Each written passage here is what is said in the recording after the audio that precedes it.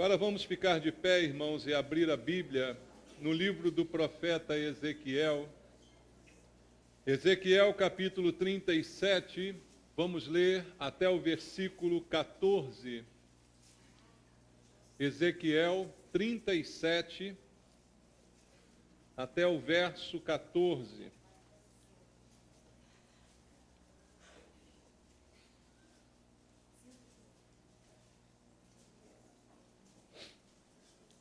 Todos acharam? Ezequiel capítulo 37, até o verso 14, diz assim a palavra de Deus: Veio sobre mim a mão do Senhor, ele me levou pelo Espírito do Senhor e me deixou no meio de um vale que estava cheio de ossos, e me fez andar ao redor deles. Eram muito numerosos na superfície do vale, e estavam sequíssimos. Então me perguntou: Filho do homem, acaso poderão reviver estes ossos? Respondi: Senhor Deus, tu o sabes. Disse-me ele: Profetiza a estes ossos e dize-lhes: Ossos secos, ouvi a palavra do Senhor. Assim diz o Senhor Deus a estes ossos: Eis que farei entrar o Espírito em vós e vivereis. Porei tendões sobre vós, farei crescer carne sobre vós estenderei pele, e porei em vós o Espírito e vivereis. E sabereis que eu sou o Senhor. Então profetizei segundo me fora ordenado. Enquanto eu profetizava, houve um ruído, um barulho de ossos que batiam contra ossos e se ajuntavam, cada osso ao seu osso. Olhei, e eis que havia tendões sobre eles, e cresceram as carnes, e se estendeu a pele sobre eles, mas não havia neles o Espírito. Então ele me disse: Profetiza ao Espírito, profetiza, ó Filho do homem, e dize-lhe: Assim diz o Senhor Deus: Vem dos quatro ventos ao Espírito, e assopra sobre estes mortos para que vivam. Profetizei como ele me ordenara. E o Espírito entrou neles, e viveram, e se puseram em pé, um exército sobre modo numeroso. Então me disse: Filho do homem, estes ossos são toda a casa de Israel. Eis que dizem: os nossos ossos se secaram, e pereceu a nossa esperança. Estamos de todo exterminados. Portanto, profetiza e dize-lhes: Assim diz o Senhor Deus: Eis que abrirei a vossa sepultura e vos farei sair dela, ó povo meu, e vos trarei a terra de Israel. Saberei que eu sou o Senhor, quando eu abrir a vossa sepultura e vos fizer sair dela, ó povo meu. Porém em vós o meu espírito e vivereis, e vos estabelecerei na vossa própria terra. Então sabereis que eu, o Senhor, disse isto e o fiz, diz o Senhor. Amém. Pai querido, obrigado pela tua palavra e pela oportunidade que temos de ouvi-la esta manhã, de recebermos, Pai, aquilo que o Espírito Santo quer falar ao nosso coração. A tua palavra é o verdadeiro alimento que sustenta a nossa vida.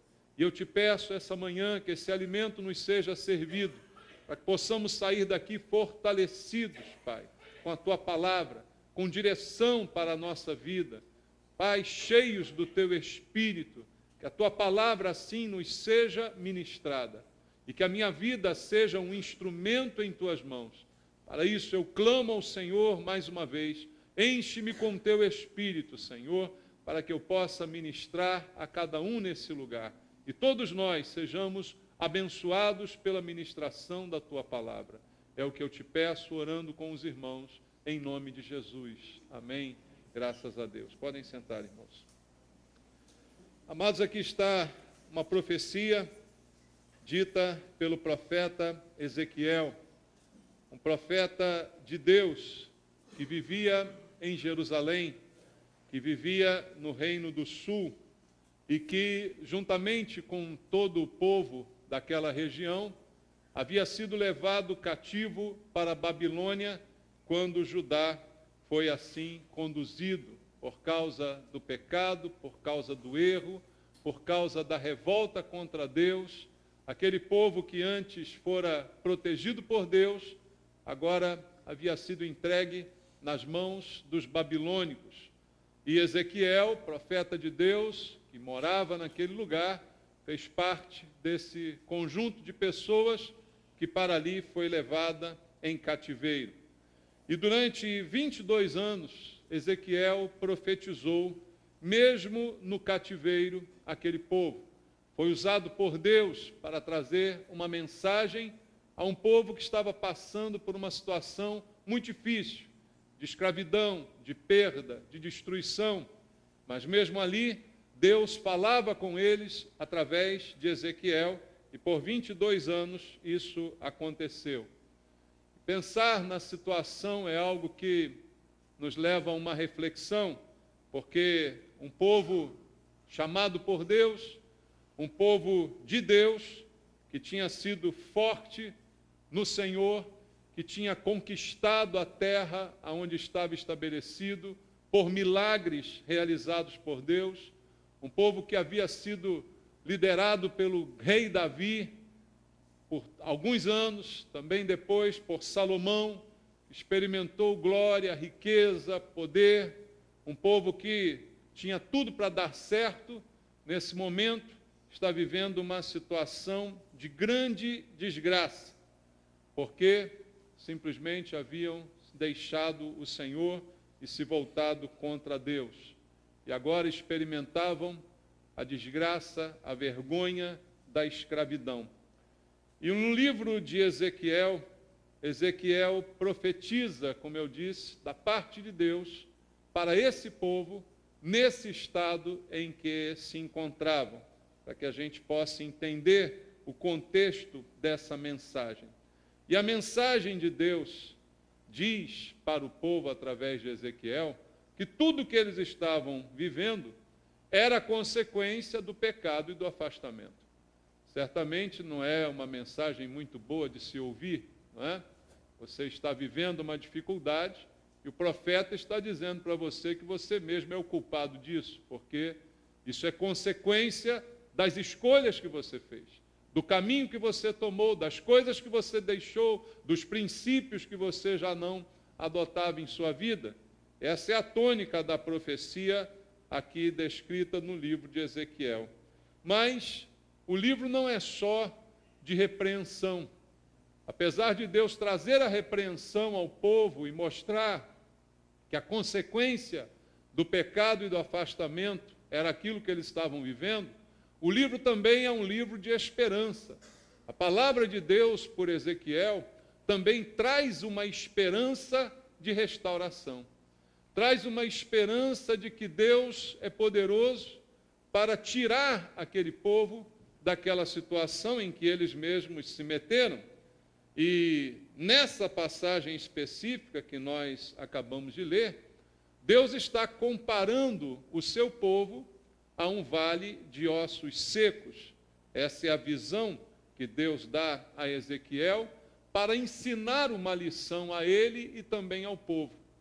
A situação de penúria em que se encontrava o povo escolhido por Deus, o povo que já experimentou a glória de Deus, vivendo uma situação agora terrível, e é comparado por Deus com um vale de ossos secos. Mas no desenrolar da leitura, nós vimos aqui que o desejo de Deus é transformar aquele vale de ossos secos em vida novamente, em um vale de gente viva, de gente avivada. É uma promessa de Deus, através de Ezequiel, uma promessa de restauração. No contexto específico da passagem, o que Deus está prometendo ajudar é a restauração daquele povo, tanto politicamente quanto espiritualmente, e essas promessas se cumpriram. Judá foi liberto do cativeiro, se estabeleceu novamente em Jerusalém, os muros foram reconstruídos, o templo também, e por algum tempo essa promessa se cumpriu na vida daquele povo. Essa era a promessa feita por Deus a Israel, através do profeta Ezequiel, na visão dada ao profeta que nós lemos aqui. Talvez você então pergunte, muito bem, entendemos o contexto da passagem, entendemos o que Deus estava fazendo em Israel, mas o que isso tem a ver com a gente hoje, né? Queridos, como eu sempre digo, o Antigo Testamento, o Novo Testamento, toda a Bíblia Sagrada, como ela mesma diz, é útil para o ensino, é útil para a instrução de cada um de nós. Tudo que foi escrito não foi escrito apenas de maneira curiosa, para que a gente hoje pudesse, curiosamente, se informar a respeito da história de Israel. Em tudo que está escrito há um princípio de Deus, há um princípio que é eterno, que é válido e que pode ser aplicado às nossas vidas. Por quê? Porque Deus não muda, Deus é o mesmo. A vontade de Deus é a mesma, os princípios de Deus são os mesmos. Então, esse texto traz uma lição para a igreja, no contexto dos dias atuais. Porque hoje nós, como igreja, somos também o povo de Deus, assim como Israel. Da mesma forma que Deus escolheu Israel, Deus escolheu a igreja através de Jesus Cristo. Não disse o Senhor Jesus que muitos são chamados, mas poucos escolhidos? Os poucos escolhidos são a igreja, como preguei aqui algumas semanas atrás. Nós somos escolhidos por Deus, como povo de Deus, para vivermos e experimentarmos a glória de Deus, enquanto estivermos como igreja. Esse é o plano de Deus para nós. Assim como os planos de Deus para Israel eram planos maravilhosos. Mas aquele povo, por alguma razão, que a Bíblia nos mostra, se afastou desses planos de Deus. E por isso sofreram. Então, trazendo esses princípios para nós como igreja, há algumas lições nesse texto, porque em alguns momentos nós como igreja corremos o risco de nos tornar como vale de ossos secos. Existirmos como instituição, existirmos como igreja, mas estamos secos, estamos sem vida, estamos sem o Espírito. São lições que esse texto traz que devem promover uma mudança de entendimento e de reação de cada um de nós. Porque, irmãos, muitas vezes a igreja vai se tornando, sem saber, um vale de ossos secos. Vai se tornando, sem notar, um vale de ossos secos. A queda de Israel não aconteceu do dia para a noite.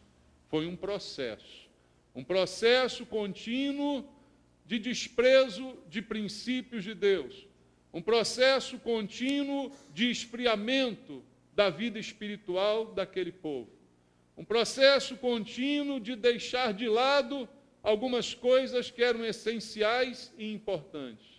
E nós, como igreja hoje, corremos esse risco a todo tempo. Não é à toa que o próprio Senhor Jesus, escrevendo através de João uma carta à igreja em Éfeso, fez vários elogios àquela igreja, na maneira como ela era correta doutrinariamente, na maneira como ela enfrentava as heresias, mas fez também contra ela uma advertência, dizendo: tenho, porém, contra ti uma coisa, você perdeu o seu primeiro amor. Lembra de onde você caiu, se arrepende e volta à prática das primeiras obras. É esse esfriamento, é essa queda, chamada assim por Jesus, que nos leva, de repente, a nos tornarmos um vale de ossos secos, assim como aconteceu com Israel. Não de um dia para o outro, como disse, mas como consequência de um afastamento gradual, de um esfriamento gradual, dia a dia, um pouco mais distante de Deus, dia a dia um pouco mais envolvido com as coisas do mundo, dia a dia um pouco mais esquecido dos princípios de vida que Deus nos deixou. Assim aquele povo caiu, até a prisão, até a escravidão na Babilônia.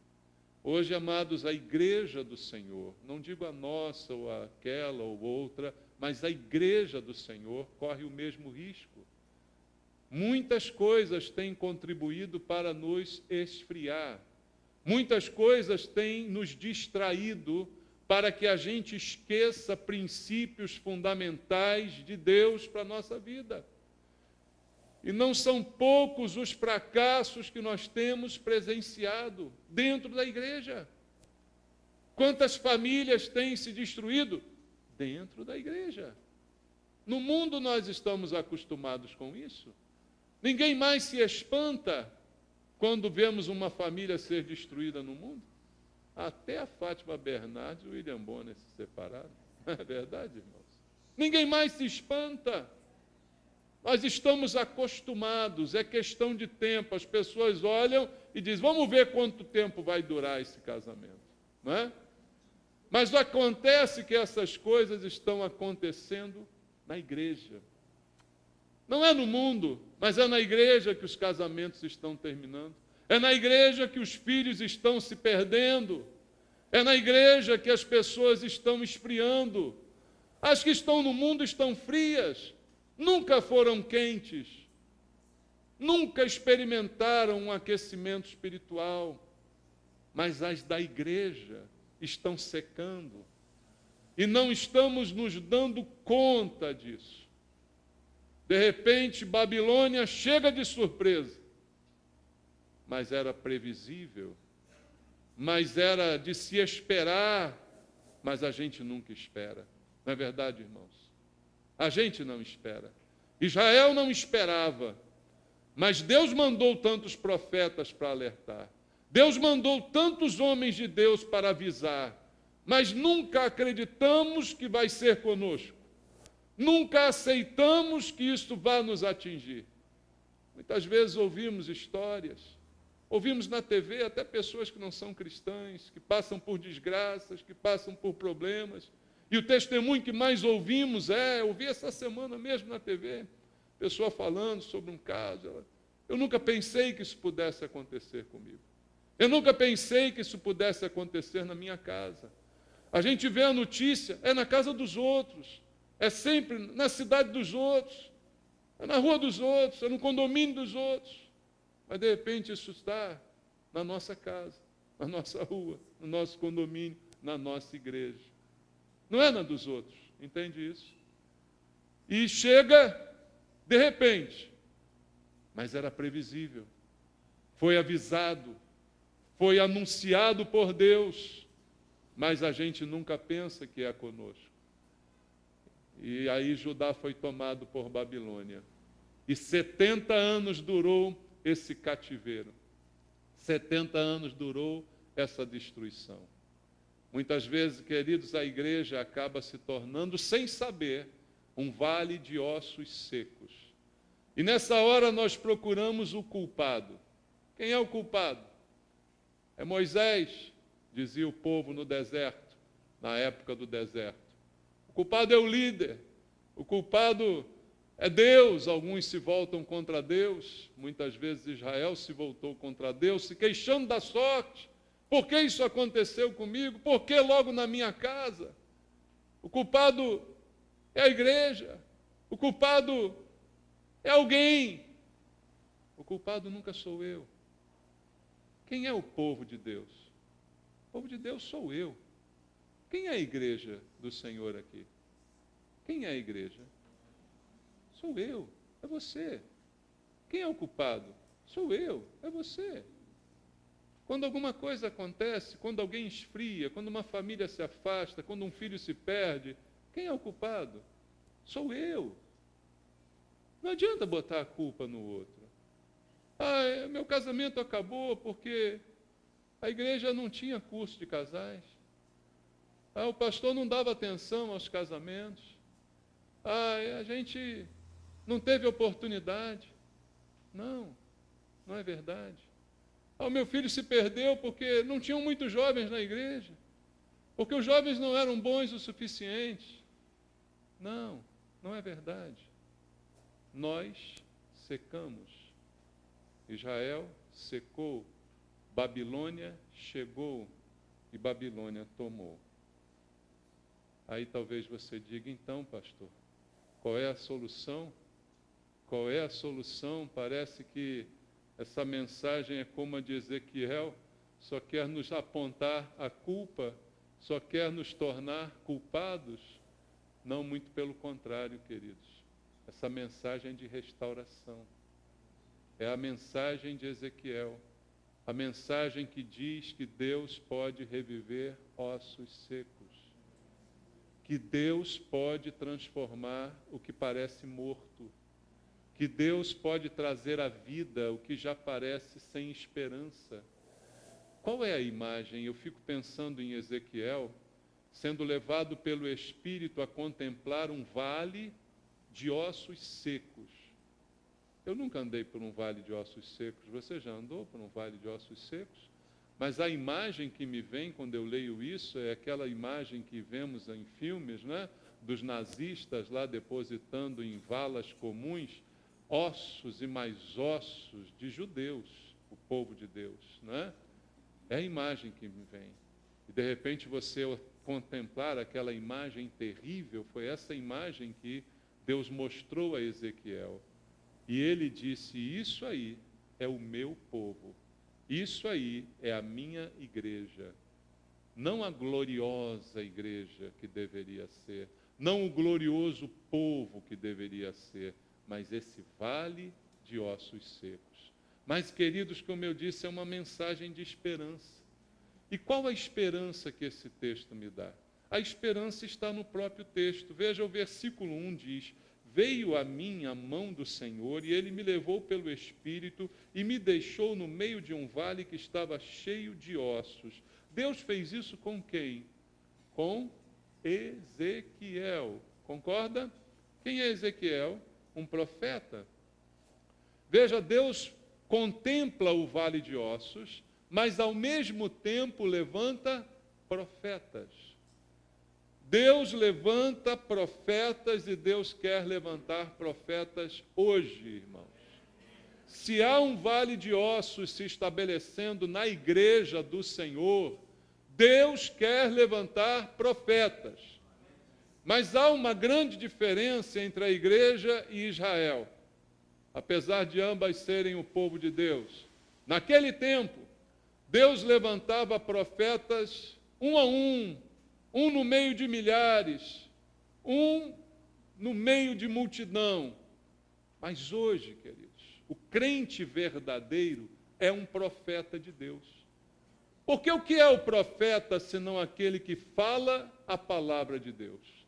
A quem foi confiada a palavra de Deus? Aos pastores somente? Será que o único profeta nessa igreja aqui sou eu, irmãos? Não, você é um profeta. Deus confiou sua palavra a você. Deus confiou a palavra a você. A Bíblia diz, a palavra está perto de mim, na minha boca e no meu coração. Deus confiou a sua palavra a você. Então você é um profeta. Eu sou também, não me furto dessa obrigação, mas eu divido-a com você, porque você é um profeta. E quando Deus vê um vale de ossos secos, ele levanta profetas. Profetas que ele desperta para enxergar essa realidade, que deve ser a nossa motivação para profetizar. Se a gente profetizar mais do que fofocar, irmãos, vai estar muito bom. Sabia disso? O problema é que o povo de Deus fofoca muito e profetiza pouco. Nós gostamos de falar da vida dos outros, mas não gostamos de levar a palavra de Deus a quem está morrendo. Nós gostamos de saber das novidades, a família tal está em dificuldade, aquele casal está quase se separando, aquele filho está quase se perdendo. A fofoca nós gostamos, mas a profecia é que nós temos que fazer. E não a fofoca, mas a profecia de vida. Ela está na tua boca, ela está no teu coração. E a boca fala do que o coração está cheio. Se o coração estiver cheio da palavra de Deus, você vai ser um profeta de Deus. Como Ezequiel foi naquele dia diante desse vale de ossos. Porque hoje no Novo Testamento, toda a igreja, quando eu digo igreja, eu digo crente verdadeiro, não o joio, é um profeta de Deus e deve exercer esse ministério profético. Versículo 2 do texto diz: e me fez andar ao redor deles. Eram muito numerosos na superfície do vale e estavam sequíssimos. Veja, Deus não somente mostrou ao profeta os ossos, como ele o fez andar no meio dos ossos.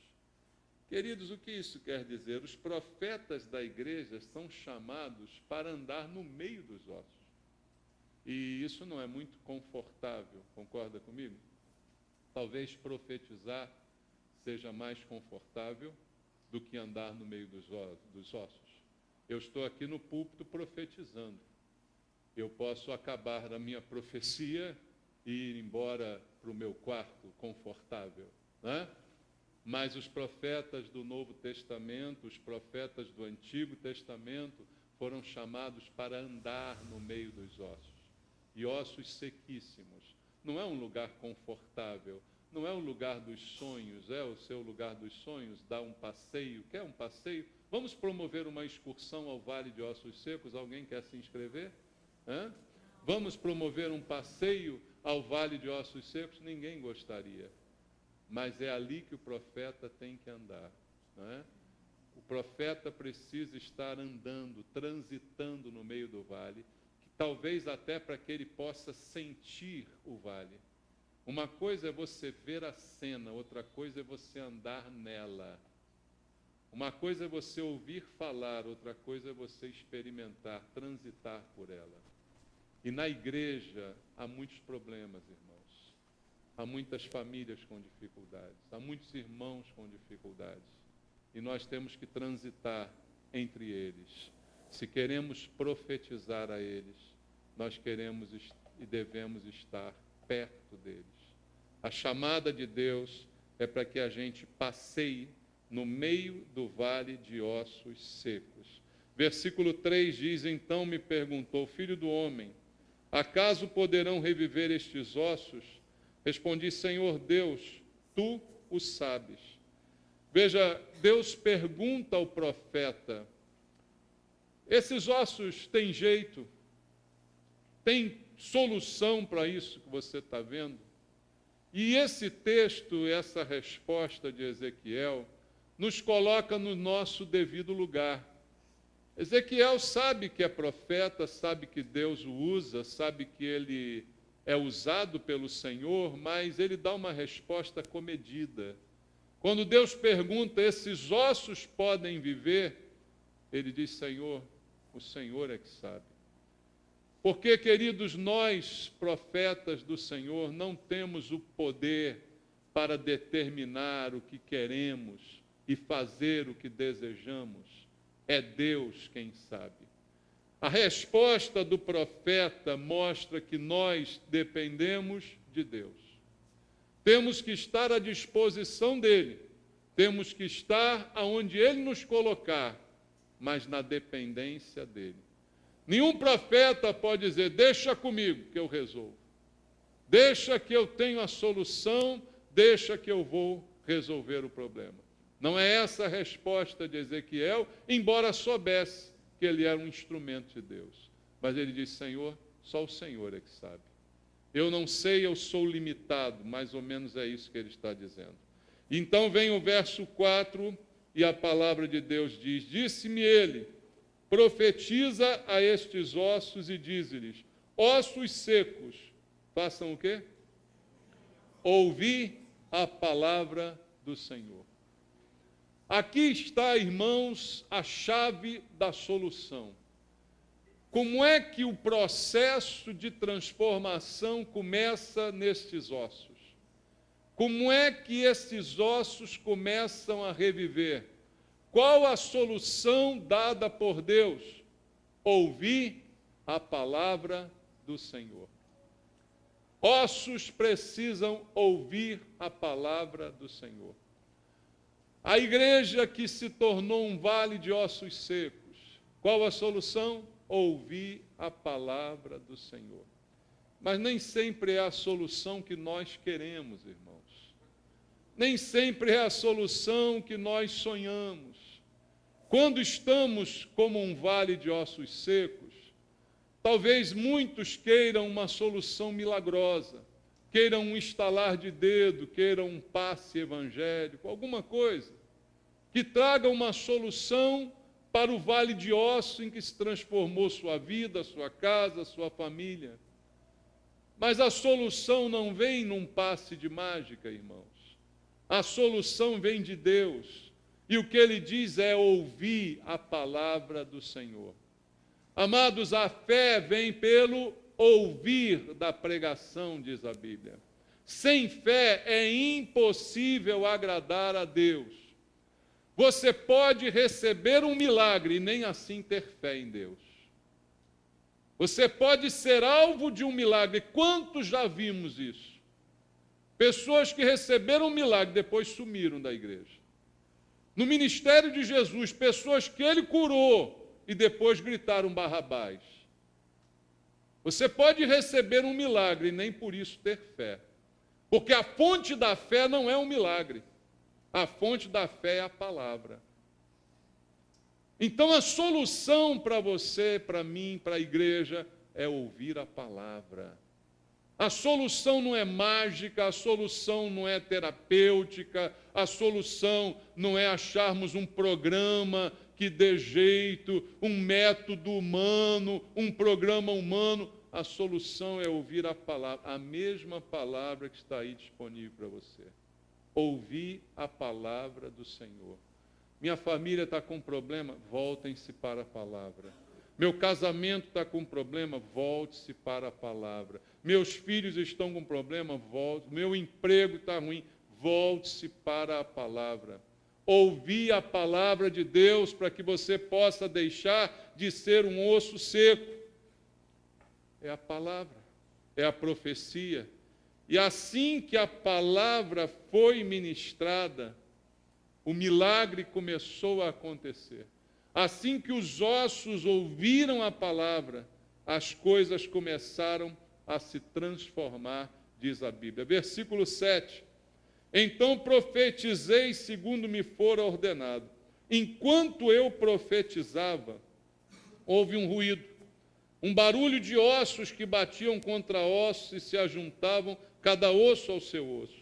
Olhei, e eis que havia tendões sobre eles, e cresceram as carnes, e se estendeu a pele sobre eles, mas não havia neles o espírito.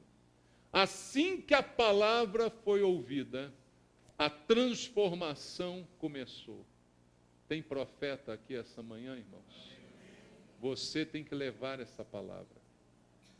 E as pessoas têm que ouvir a palavra. Os que estão secos e mortos, que precisam é da palavra. Não precisam de receitas, não precisam de simpatias, não precisam de superstições para dar certo. O que elas precisam é de ouvir a palavra. E o instrumento de Deus para a palavra chegar é o profeta. Por isso a Bíblia diz, a fé vem pelo ouvir da pregação. Para que haja pregação, é necessário que alguém pregue. O próprio Paulo fala isso no texto. Como ouvirão se não houver quem pregue? Para haver pregação, tem que haver alguém que pregue. E quem é que Deus vai levantar para pregar? É você. Não são só os pastores. É você o instrumento da pregação. Eu não vou lá na sua casa pregar para os seus. Quem está lá é você. É você que vai pregar na sua casa. Eu posso ajudar, até posso ir se você me convidar. Mas no dia a dia, quem vai pregar para o seu filho é você. Quem vai pregar para os seus parentes é você. Quem vai ser o profeta dentro da sua casa é você. Eu posso ajudar se tiver condição para isso. Mas o profeta ali é você. E à medida que você profetizar, os ossos começam a se transformar. Porque há poder na palavra de Deus. Amém, irmãos? Há poder na palavra de Deus. O poder não está no pregador, está na palavra. O poder não está na eloquência, mas está no conteúdo dela. A palavra é poderosa para converter, irmãos, os corações. Não é a eloquência de quem prega. Talvez você diga, eu não sei pregar. eu não sei falar. Você não precisa saber pregar. Você não está precisando de homilética.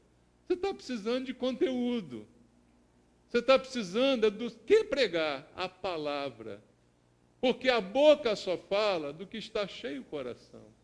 Se você quer ser profeta, encha primeiro o teu coração, para que depois a tua boca fale. Encha primeiro o teu coração. Tem jeito ainda para o vale de ossos secos. Deus quer levantar profetas aqui, irmãos, para chegarem nesse vale cheios da unção e da palavra, e ao abrirem a boca, comecem a ver os ossos se mexendo, comecem a ver aquele barulho de ossos se juntando e carne se formando. É um processo, mas que começa com a palavra. Você está ruim a tua casa, o profeta é você. Um milagre vai começar a acontecer. Ele vai começar a acontecer se você começar a profetizar. Se você começar a lançar a palavra, a semeá-la dentro da sua casa. A função do profeta é esta: não desista do seu filho, não desista da sua filha, não desista do seu casamento. Amém, irmão? Profetiza. Mas pastor, está muito ruim, está seco demais. Eu não amo mais, ela não me ama mais, está seco demais. Você crê que Deus pode fazer reviver esses ossos?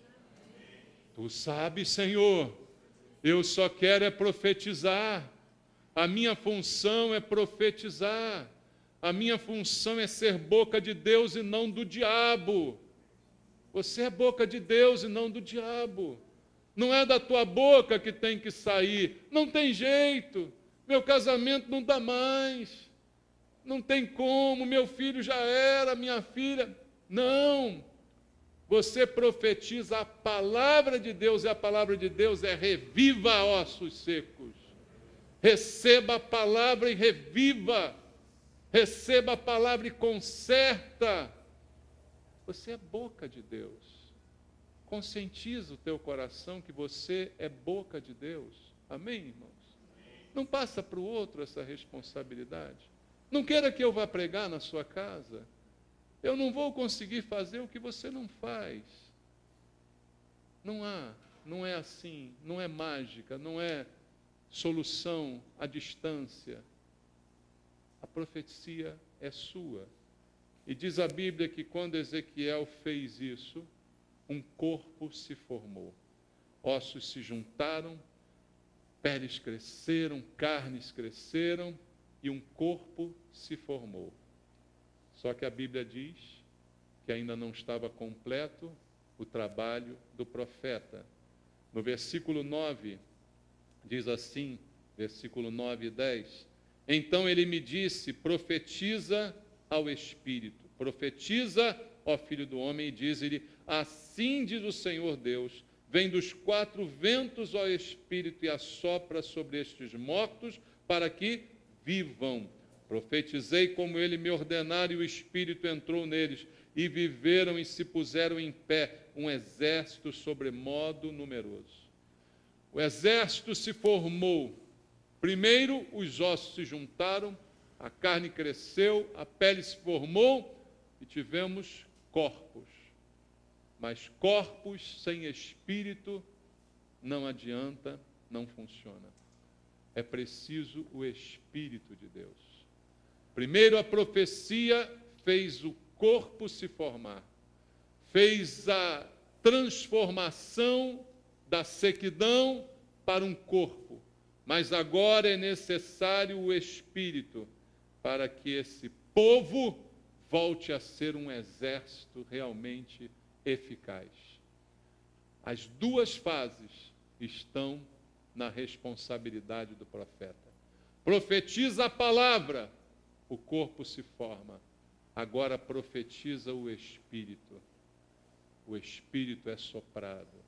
Eu lembro de Jesus entrando no cenáculo, soprando sobre os discípulos e dizendo, recebei o Espírito Santo. Aqueles homens até aquele momento não eram convertidos. Estavam ainda cheios de mazelas. Muito conhecimento de Jesus, muita experiência com Cristo, mas ainda não tinham o Espírito. Ainda não estavam aptos para serem as testemunhas de Jesus. Receberam o Espírito, a profecia do Espírito. Isso também cabe ao profeta. Não basta só nós sermos um corpo, porque um corpo nós já somos, concorda? Não dizemos a igreja é o corpo de Cristo? Já somos um corpo, mas precisamos do Espírito. Precisamos de vida. Vida. Entende, irmãos? E quem dá vida é o Espírito. Um corpo sem Espírito é só um corpo. Tem cara de gente, parece com gente, mas não se mexe, não anda, não faz, não trabalha.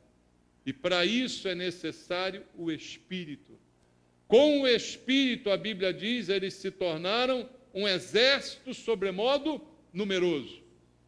Com o Espírito viram um exército. Com o Espírito estão aptos para batalhar e lutar. E essas duas coisas estão aí nas mãos do profeta. Profetiza na sua casa a palavra de Deus. E profetiza na sua casa o Espírito de Deus. Profetiza o Espírito. Para que você não tenha apenas um corpo no seu lar, mas tenha vida. Isso é importante, irmãos, porque nós podemos ser só um corpo. Nós podemos estar aqui na igreja, eu me lembro da missa de corpo presente. Você já leu isso? Já ouviu falar nisso? Missa de corpo presente. O que é? A pessoa morreu, está lá o cadáver e a missa está acontecendo, o corpo está lá. E adianta alguma coisa? O corpo diz amém? Não. Não adianta nada a gente estar na igreja de corpo presente. Né? Outro dia eu ouvi aí uma piadinha falando do crente girafa. Né? O corpo está na igreja, a cabeça está lá, né? Lá nas nuvens. A cabeça está lá no mundo. Não adianta ser crente girafa. Não adianta o corpo estar presente, irmãos. É preciso o Espírito. Não queremos número, queremos vida. Está entendendo? Vida. E vida só quem dá é o Espírito. Jesus disse, eu vim para que tenham vida. Quando ele fala a Nicodemos, ele disse, é necessário nascer de novo da água e do Espírito. Espírito é o que vivifica. É o Espírito que é necessário. Senão é só um corpo. Profetiza o Espírito. Profetizou a palavra. Viveu de novo. Virou um corpo. Mas agora profetiza o Espírito. Sabe por que isso é importante? Para que você e seu cônjuge estejam na igreja. Mas não só para fazer um número, mas cheios do Espírito. Profetiza ao teu filho para que ele esteja na igreja. Mas não só para te agradar e para estar junto, mas para que ele tenha o Espírito, para que ele tenha o desejo de estar, para que ele tenha a sede, a vontade de estar. Então não é só estar, mas é o Espírito que precisa também ser profetizado. E quem profetiza é o profeta. Quem é o profeta? Fala assim, sou eu. Eu sou o profeta da minha casa. Eu sou o profeta do meu lar. Eu recebi do Senhor essa incumbência. Eu recebi do Senhor essa unção de profetizar. Porque o Espírito do Senhor Deus está sobre mim para pregar boas novas aos quebrantados, para anunciar libertação aos cativos. O Espírito do Senhor Deus está sobre você, para você, cheio de autoridade dentro do teu lar e da tua casa, profetizar a estes ossos e dizer que eles vivam, e uma vez que eles se levantarem, profetizar o Espírito também sobre eles. Deus te ungiu para isso, meu irmão. E aí a obra de Deus é a maravilha que finda esse capítulo. No versículo 12, no versículo 11, a palavra de Deus diz: então me disse, filho do homem, estes ossos são toda a casa de Israel. Eis que dizem, os nossos ossos se secaram, pereceu a nossa esperança, estamos de todo exterminados. Assim se sentia aquele povo, mas com a profecia, mas com a palavra, eles puderam reviver. E no versículo 12 está escrito: portanto, profetiza e dize-lhes: assim diz o Senhor Deus, eis que abrirei a vossa sepultura e vos farei sair dela, ó povo meu, e vos trarei a terra de Israel. A profecia termina com a promessa de Deus de ressuscitar, de abrir a sepultura e tirar lá de dentro alguém vivo. Eu acredito no Deus que ressuscita, irmãos. Eu não acredito em causa perdida. Não acredito. Você pode chegar para mim e dizer: meu casamento acabou. Eu acredito que ele pode ressuscitar. Olha, meu filho já era. Eu acredito que ele pode reviver. Eu acredito que ele pode ser vivo novamente, porque Deus ressuscita mortos. Mas já está enterrado, já tem 4 dias. Lembra de Lázaro? Lázaro vem para fora. E ele vem, porque Deus é poderoso para ressuscitar mortos. Termino a mensagem lendo os últimos 2 versículos. Sabereis que eu sou o Senhor, quando eu abrir a vossa sepultura e vos fizer sair dela, ó povo meu. É o povo que está na sepultura, irmãos. São cristãos, são membros da igreja, são parte do corpo de Cristo, mas que estão mortos, que estão na sepultura, que estão esperando uma palavra de profecia para saírem de lá. E quando saírem de lá, Deus diz: vocês vão saber que eu sou o Senhor. Porque eu vou abrir a sepultura e vou te fazer sair dela. E vou colocar em você o meu espírito, e você viverá. E eu vou estabelecer você na sua própria terra. E então você vai saber que eu sou o Senhor, que eu fiz isto. Porque a obra é de Deus. O profeta é um instrumento, mas o milagre é de Deus. O profeta é você, mas quem faz é Deus através de você. Mas você tem que se colocar na disposição. Amém, querido? Vamos orar, irmãos. Eu quero mais uma vez, como fizemos na quinta-feira, orar aqui pelas famílias. Os casais que estão aqui, quiserem receber uma oração, vem aqui à frente. Vou pedir para os meus pastores orarem por você. Mesmo aquele que está sozinho aqui essa manhã, que o cônjuge não veio, se você quer oração pela sua família, venha orar comigo, venha orar conosco. Venha pedindo a Deus que te torne um profeta, pedindo a Deus que você seja um instrumento nas mãos dele, para profetizar, para pregar as boas novas à tua casa, à tua família, que você seja a boca de Deus, aonde você estiver. Que Deus possa ungir você para pregar as boas novas ali. A palavra do Senhor possa reviver os ossos que estão sequíssimos dentro da tua casa, dentro da tua vida. Teu casamento que está seco, teu filho que está seco. Eu creio que ele pode reviver. Eu creio que a palavra de Deus é poderosa, que não precisamos de métodos e técnicas psicológicas, mas que a palavra é suficiente para fazer o milagre, para reviver os ossos, para levantar o caído, para ressuscitar o morto, para restaurar o casamento. Pai, em nome de Jesus, restaura o amor nessa casa, Pai.